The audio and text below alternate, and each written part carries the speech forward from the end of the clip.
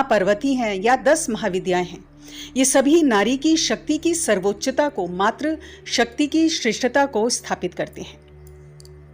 और पराशक्ति देवी की ये ऊर्जा, उसका एक अंश इस भौतिक चराचर जगत में हम सबके अंदर विद्यमान है। प्रत्येक पुरुष, स्त्री, प्रत्येक प्राणी के अंदर ये ऊर्जा विद्यमान है। और आप सभी लोग जो देवी की भक्ति में हैं, चाहे उनके किसी भी स्वरूप की आप भक्ति करते हैं, आपको ये समझना चाहिए कि आप ब्रह्मांड की सर्वोच्च शक्ति के संपर्क में हैं, उससे कनेक्टेड हैं। और बहुत ही सौभाग्य आप लोगों का है कि इस मानव जीवन में आपको माँ की भक्ति प्राप्त हुई है। एक ऐसी शक्ति जो सदैव हमारे साथ रहती है, हमारी आत्मशक्ति है। एक ऐसी ऊर्जा जिसके लिए कुछ भी असंभव नहीं, ऐसी प्रचंड शक्ति जिसे यदि आप जागृत कर लें तो जीवन की विभिन्न समस्याओं को और चुनौतियों को आसानी से आप हैंडल कर सकते हैं। और विशेषकर अपनी बहनों से मैं कहना चाहूंगी कि उनके लिए तो बहुत ही आवश्यक है कि अपने अंदर की इस दैवीय शक्ति को, इस माँ की इस शक्ति को, उसके अंश को पहचानें और जागृत करें, क्योंकि अपने इस मानव जीवन में उन्हें बहुत सारे रोल्स प्ले करने होते हैं। एक माँ के रूप में, एक पत्नी के रूप में, एक बहन के रूप में, एक वधू के रूप में। हर संभव उनका ये प्रयास होता है कि अपनी गृहस्थी को टूटने से बचाएं, हर प्रकार की नकारात्मक ऊर्जा से अपनी गृहस्थी की सुरक्षा करें। तो कैसे जगाएं इस देवी शक्ति को अपने अंदर, जो हम सबके अंदर विद्यमान है? क्या करें नित्य पूजा में ऐसा? तो आज इस वीडियो में हम बहुत ही जरूरी इस जानकारी के संग आए हैं।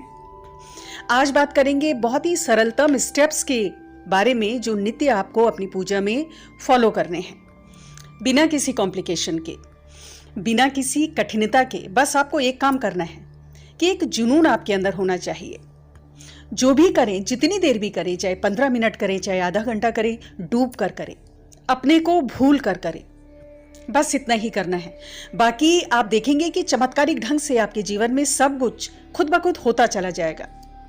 और यकीन मानिए, ऐसा करने से कितनी भी विपरीत परिस्थितियां हों, कितने भी विपरीत ग्रह नक्षत्र हों, सब अनुकूल हो जाते हैं।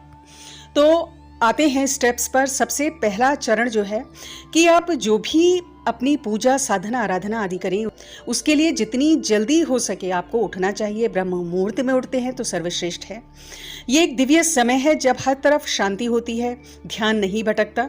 और जो भी आप मंत्र जाप, ध्यान आदि करते हैं, वो पूर्ण चैतन्यता के साथ आप करते हैं, और ऐसा करना भी चाहिए। ऐसा ना हो कि होंठ तो हिल रहे हैं, मंत्र जप चल रहा है, लेकिन मन कहीं और भटक रहा है। ऐसा नहीं होना चाहिए। देखिए, प्रारंभ में विचार आते हैं दिमाग में, तरह तरह के विचार आते हैं, लेकिन निरंतर अभ्यास से, निरंतर प्रयास से ये जो विचारों का आना है, ये धीरे धीरे समाप्त हो जाता है और पूरा फोकस आपका अपने ध्यान, अपनी साधना में स्थिर हो जाता है।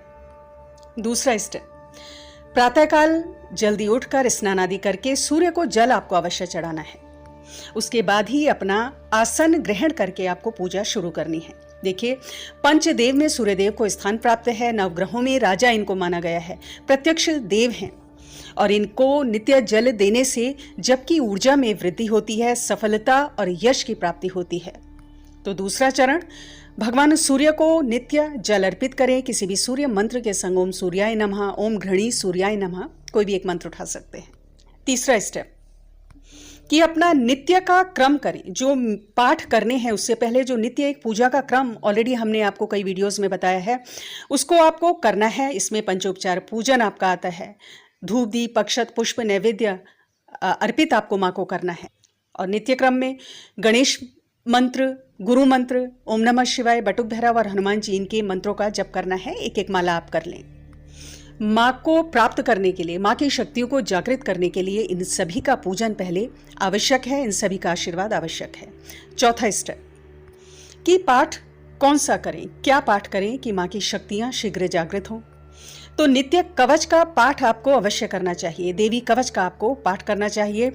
देवी कवच का पाठ आपकी जप की ऊर्जा को सुरक्षित रखता है। पहली बात तो ये है। जो भी आध्यात्मिक ऊर्जा, दैवीय शक्ति आप जब से ग्रहण करते हैं वो सुरक्षित रहती है, आपकी ऑरा स्ट्रांग होती है और कोई भी नेगेटिव अटैक आसानी से आप पर हावी नहीं होता। देखिए, आप कई कई जगह जाकर जो विभिन्न प्रकार के ताबीज बनवाते हैं या टोटके आदि करते हैं, उससे कई गुना प्रभावी है कि आप स्वयं घर में नित्य देवी कवच का पाठ कर लें या माँ काली के किसी भी कवच का आप पाठ कर लें।